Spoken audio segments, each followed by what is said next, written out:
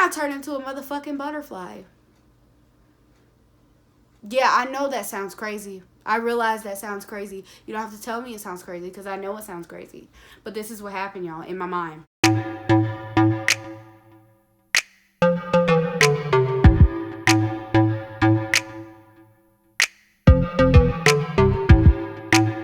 Hey guys, it's Day and my Barbie. So today my video is going to be a story time video. And I know you're like, ugh, she's already doing a story time video, blah, blah, blah. But I'm telling you, bro, this is going to be a bomb-ass story time. Alright? So I just want to start by putting a disclaimer out saying that I do not condone drugs of any sorts, okay? No classes of drugs do I condone, nor am I saying to go out and try this drug, because this drug was given to me, this medication was given to me in a medical facility under observation. So, but before we begin the video, I would like for you to like, comment, and subscribe, of course. You know, you gotta subscribe because then you get more crazy videos like this one. So, yeah, basically what happened was I took ketamine. And if people don't know what ketamine is it's actually a horse tranquilizer that is also used for veterinarian and human purposes. So it's a dissociative, meaning that it dissociates the mind and the body. And what I mean by that is basically when they gave this to me, I was tripping balls, okay? So I'm going to go back to the beginning and explain why I was even given this medication and what reason, okay?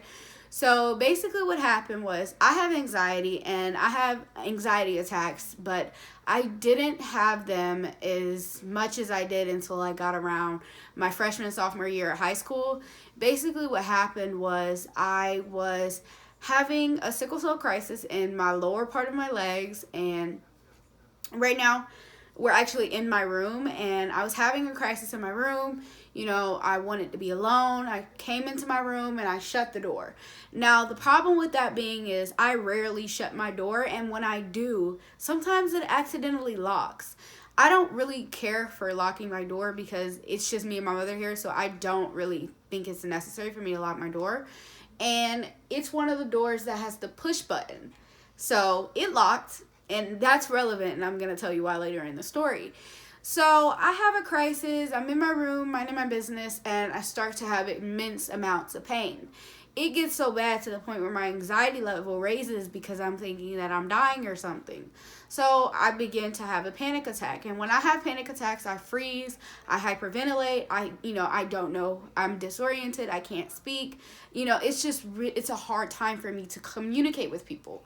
So I was having a crisis, and my smaller dog is very sensitive to distress, pain, anger. He's very sensitive to my emotions, and so sadly he wasn't in my room at the time. However, he was outside of my door.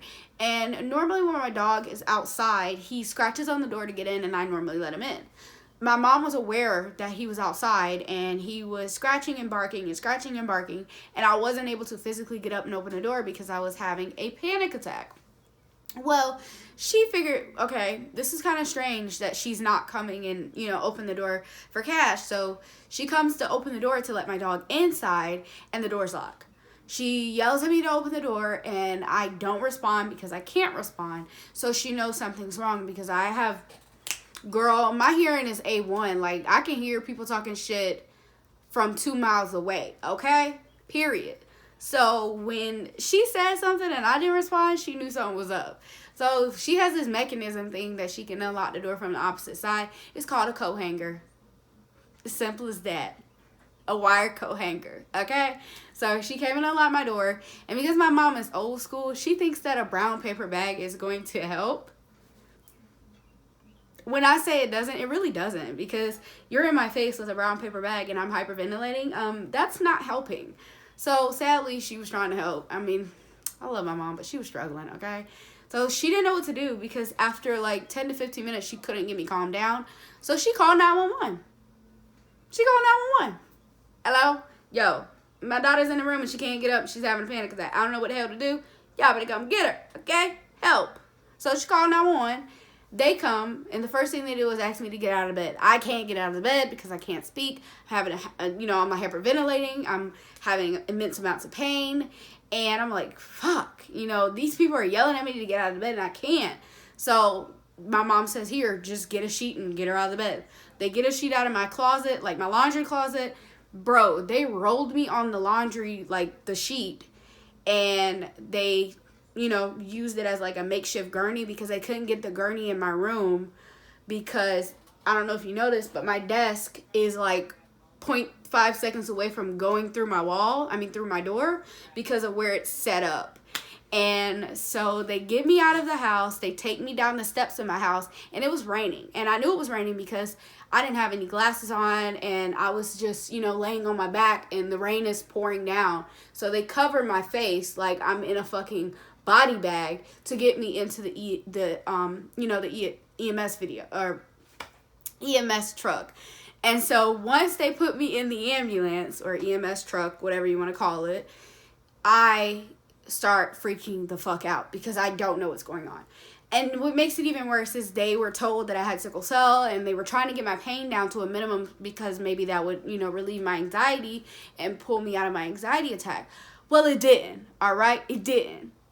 And they decided, since we can't get an IV access on her because she's a hard stick and she does not have a port, we're going to do an IM, which is an intramuscular injection.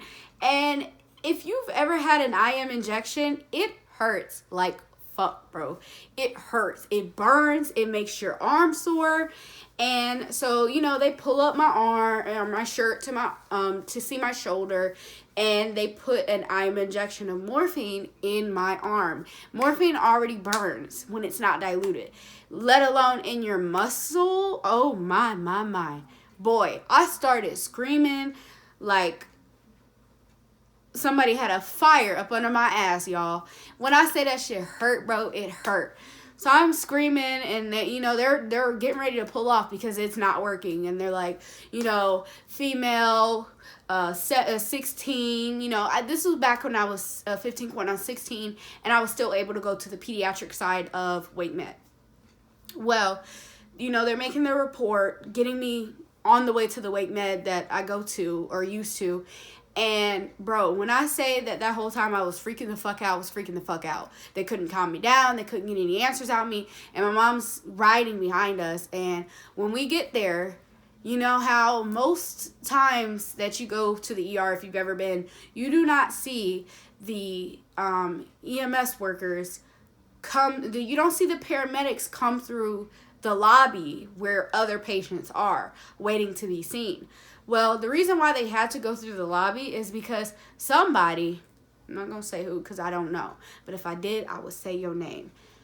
They didn't unlock the fucking door, and they didn't have a keypad to get in. So normally the way the hospital's set up, most hospitals are set up to where if the ambulance comes up to the part where the hospital is, it's normally a direct hallway to whatever area they're trying to get to. In this case, we were trying to get to the pediatric side of the hospital. Well, they didn't unlock the door because obviously the door is not just hanging unlocked because then people could get into the hospital. They didn't have a key card. So we had to go through the emergency room, through the lobby.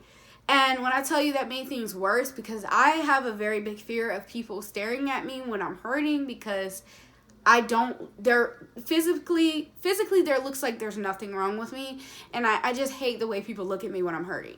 And it made it worse. So I was still having my panic attack. I was still hyperventilating. They had oxygen on me. So we go through the lobby. They put me in the first room that's open. And when I get there, I'm not going to say the doctor's name because of privacy reasons, but Dr. X, that's what we're going to call him. Dr. X is one of my favorite doctors at that pediatric center. Well, he thought it would be a great idea to ask my mother for her signature on a consent form to get her consent to give me ketamine. Obviously, I had no say in the matter because, one, I'm a minor. Two, I couldn't fucking talk because I'm, having a fucking heart attack low-key. And three, because my mom wants to help me. She's like, sure, explain it to me. What is it? Is it going to help her? Is it going to make her stop? They say yes. So they bring an anesthesiologist down. They put oxygen on me. You know, they have like an oxygen mask on me. And they got my IV in during this time of me having a panic attack and me having a crisis and me screaming and kicking and stuff. They had put an IV in. And so they proceeded to give me the ketamine through my IV.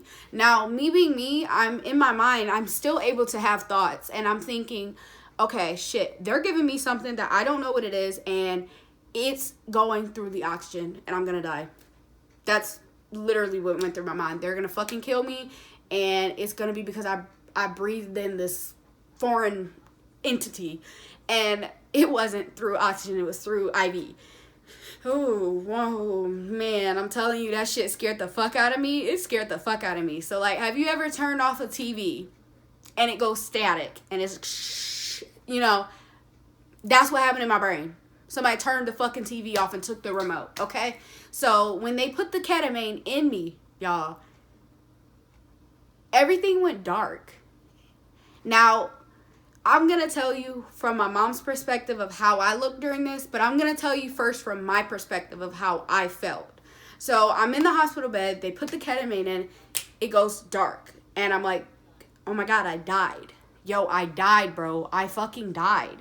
Me in my mind thinking I died because things went from being able to see to black, and then I started hearing this ringing, so it almost sounded like somebody took my vision and my hearing away at the same time, which is very scary to me because I already can't see. So I was like, what the fuck? I done went blind, bro. I was tripping, man. When I say I was tripping off balls, I was tripping off balls, bro.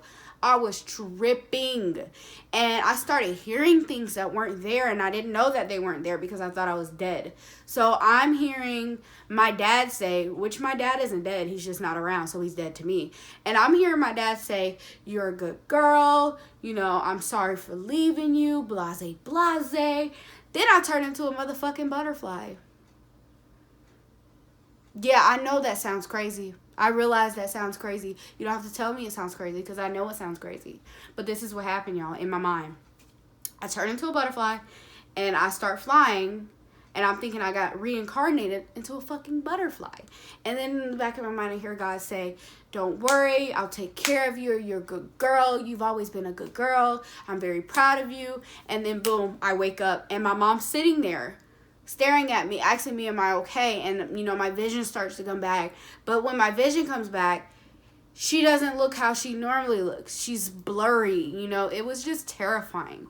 And so from my mom's perspective, what was happening during this entire encounter was I was just sitting up in the bed with my eyes wide open, going like this.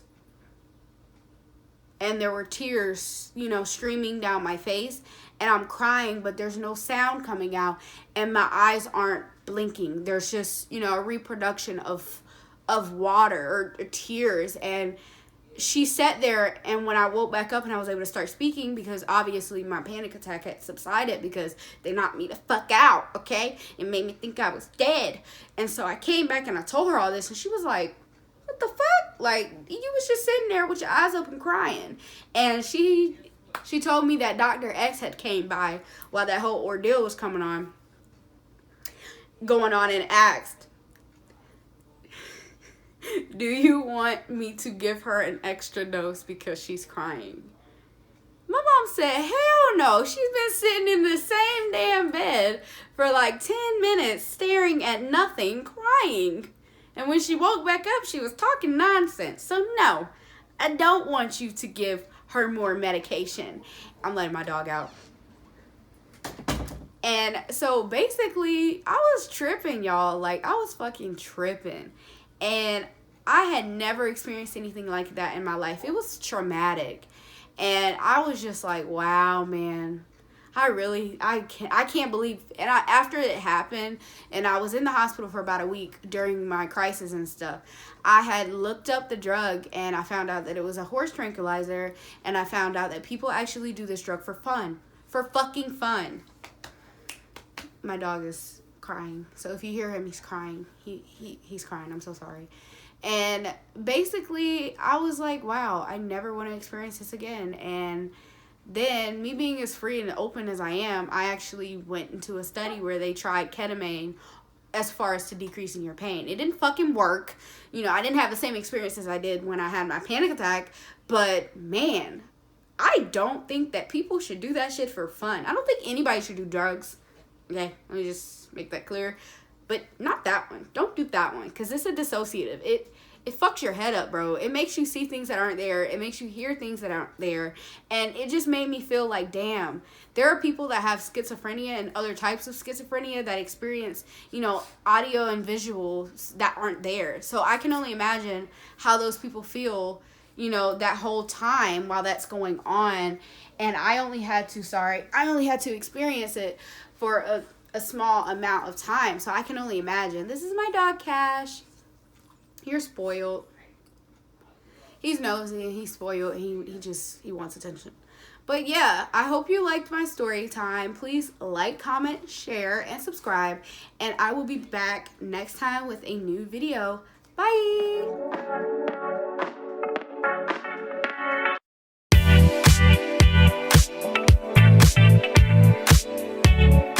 Get out. Come on, get out. Come on, get out. Bro, you are fat, okay? Me too. Now I know why you fat, because I feed you. Get out. How about?